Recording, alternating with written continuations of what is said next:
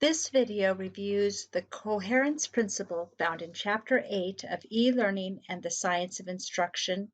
This was produced in June 2022 for EdTech 513 by Nicole Baird, Tim McGuire, Sandra Nossick, and Sarah Teichman, narrated by Sandra Nossick.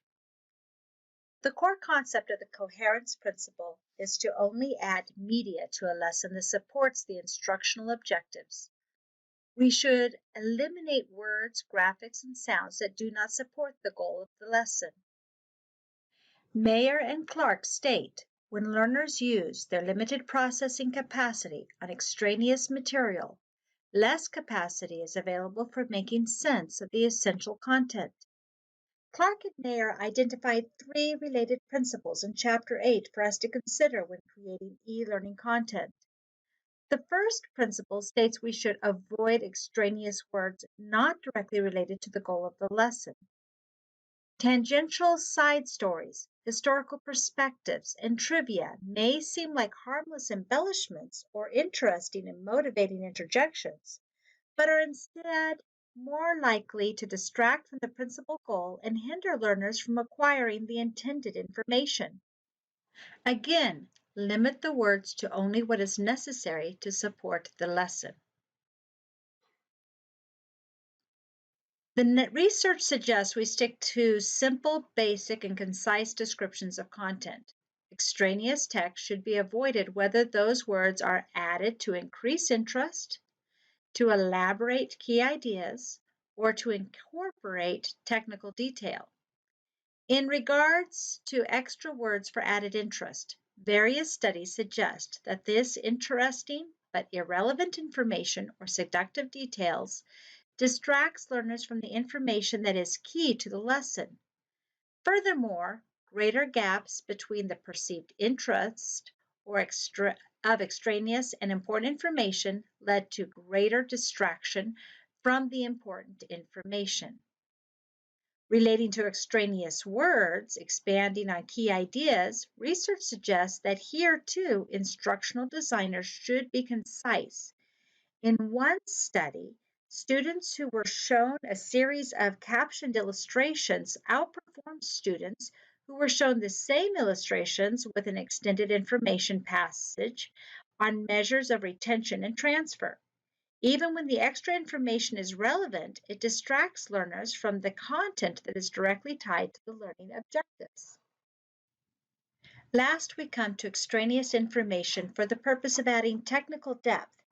In several research studies, students who were shown a multimedia lesson with added quantitative information subsequently performed worse on a test of their understanding of the lesson than the control group students who were shown a more concise version of the same lesson without the extraneous quantitative detail. In this video, a humorous example of extraneous words is represented. This was produced by This is Alabama in 2017. We can laugh at and recognize that the driver is more likely to get lost than find the highway. Unnecessary stories about the landmarks, extra words to describe the directions, and local jargon all get in the way of providing clear communication. A counterexample would be this video with straightforward, applicable signs and directions without any extraneous information that may muddle the message. The still images were taken from an instructional video by Ball State University to direct new students to their residence hall. The video is less than 1 minute long and has very clear directions on how to get there, where to park, and at what times loading and unloading can occur. The second principle identified by Clark and Mayer in Chapter 8 for us to consider when creating e-learning content relates to the graphical content such as images and video. Specifically, the second principle states we should avoid extraneous graphics not directly related to the goal of the lesson.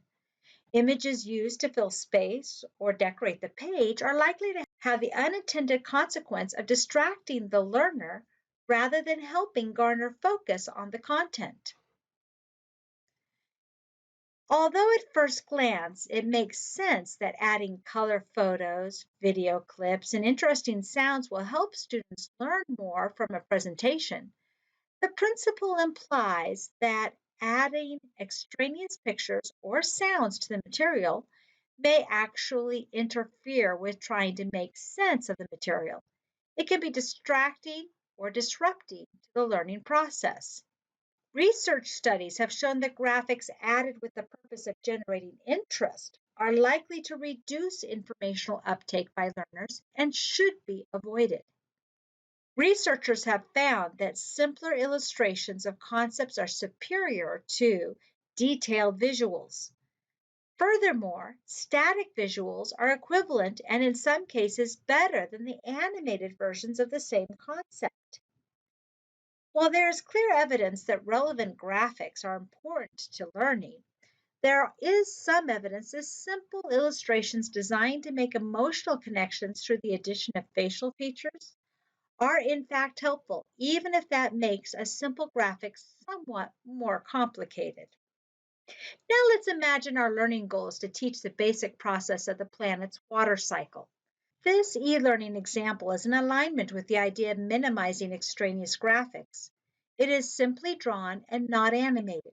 Color is used, but not in a distracting way, and the general process of the water cycle is communicated. Also notice the minimal use of words as recommended in Principle 1.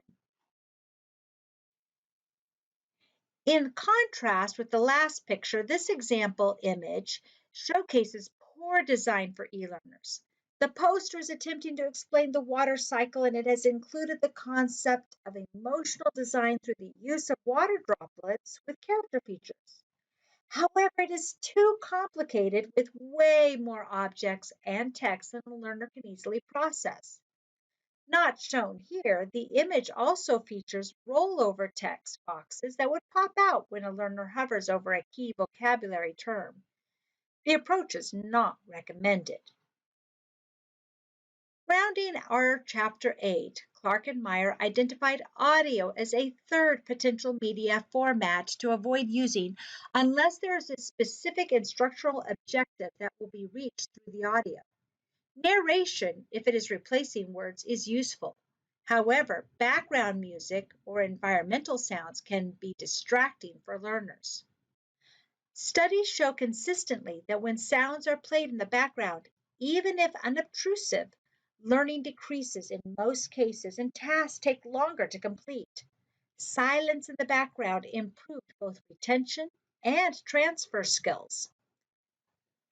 As an example of using sound appropriately for instructional purposes, imagine your objective involving teaching learners to identify birds by both appearance and sound. This illustration of a bird alongside its bird call makes a lot of sense. The only sound we include is the bird's call and narrations, not played at the same time, describing the range and habitat of the bird. The image includes the bird and its name only. The instructor might present the slide by saying, the western bluebird, found in western United States and Mexico, thrives in open parklands. It is insectivorous and welcome addition to any garden area. Let's listen a moment to its song.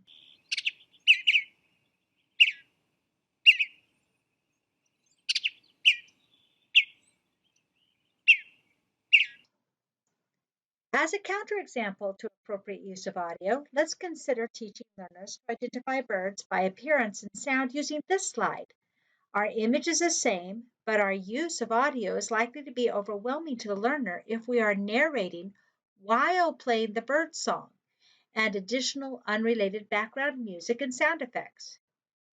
The western bluebird, found in western United States and Mexico, thrives in open parklands. It is insectivorous and a welcome addition to any garden area. Did you find the additional audio makes the bird song harder to isolate and identify? The extraneous audio played with the bird song and the narration creates extra work for the learner. This approach should be avoided. In conclusion, the coherence principle comes down to one idea: less is more. Text, graphics, and audio, extraneous to the learning objectives of the lesson, are worse for your learners.